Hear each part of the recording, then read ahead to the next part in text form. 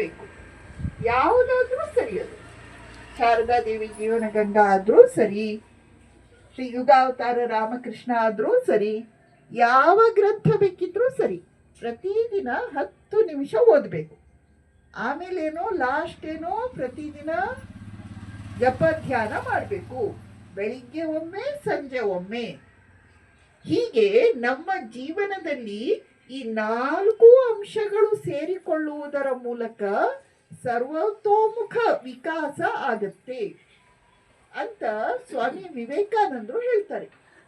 ಇದನ್ನು ನಾವು 4 ಯೋಗಗಳ ಸಮನ್ವಯ ಅಂತ ಹೇಳ್ತೀವಿ. ಇದನ್ನು ನಮ್ಮ ಶ್ರೀಮಾತೆಯವರು ನಮಗೆ ಯಾವ ರೀತಿ ಹೇಳಿಕೊಟ್ಟಿದ್ದಾರೆ ಅನ್ನುವುದನ್ನು ಸ್ವಲ್ಪ ಆಲೋಚನೆ ಮಾಡೋಣ.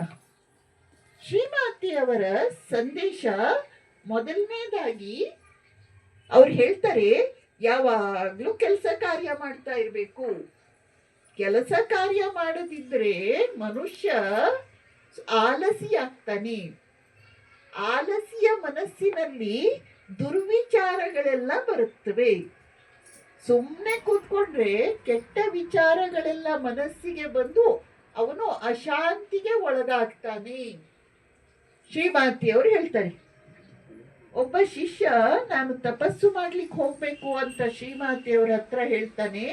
ಆಗ ಶ್ರೀಮಾತೆಯವರು ಹೇಳ್ತಾರೆ, ನೋಡಪ್ಪ, ನೀನು ತಪಸ್ಸು ಮಾಡ್ಲಿಕ್ಕೆ ಅಂತ ಹೋಗಿ ಕೂತ್ಕೊಂಡ್ರೆ ಕೆಟ್ಟ ವಿಚಾರಗಳೆಲ್ಲ ಮನಸ್ಸಿಗೆ ಬರುತ್ತವೆ.